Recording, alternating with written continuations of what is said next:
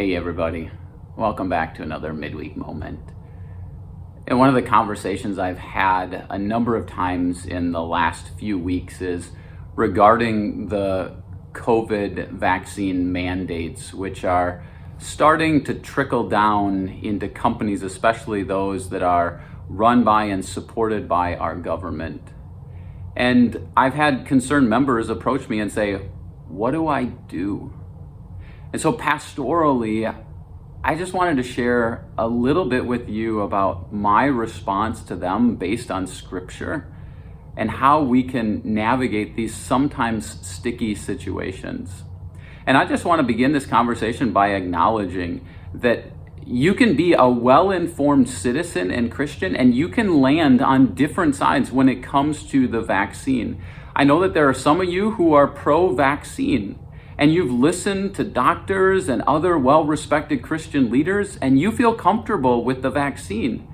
I know that there are others of you who are anti-vaccine, and you're very cautious, and in the same respect, you've listened to those voices of doctors and other well-respected Christian leaders, and we're on different sides of the spectrum here.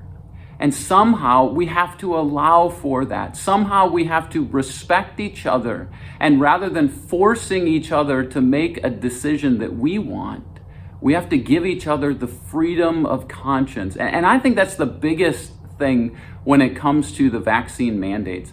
How do we allow for freedom of conscience? And that's where the religious exemption comes in. You have a freedom of conscience.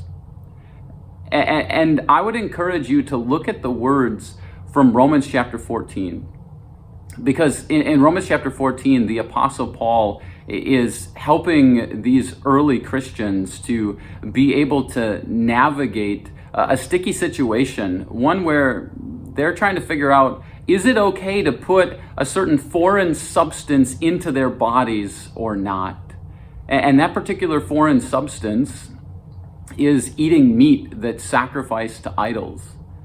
And Paul says, if your conscience doesn't allow you to do that, then for you it's wrong. But on the other hand, if your conscience does allow that for you, then for you it's not wrong. He says, but in that, give each other the freedom to make the best informed decision, knowing that everything that does not come from faith is sin. And so if someone puts their trust in God, they can choose whether they want to or don't want to eat meat sacrificed to idols.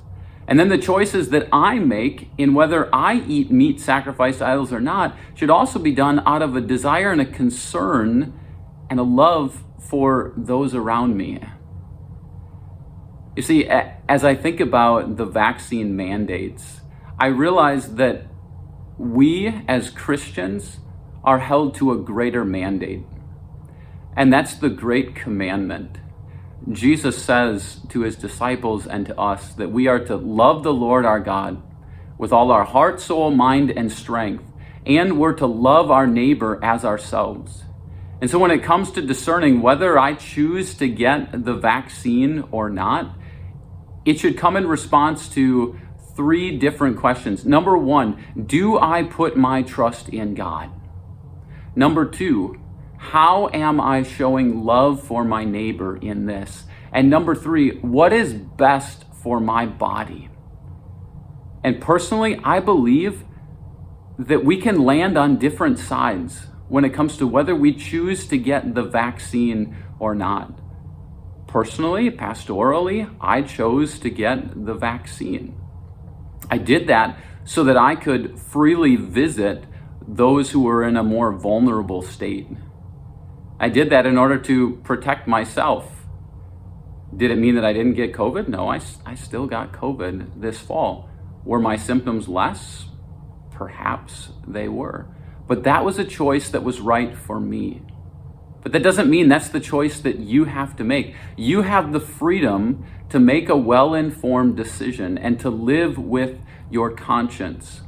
All of us are guided by a greater mandate, a mandate to love God and to love our neighbor as ourselves.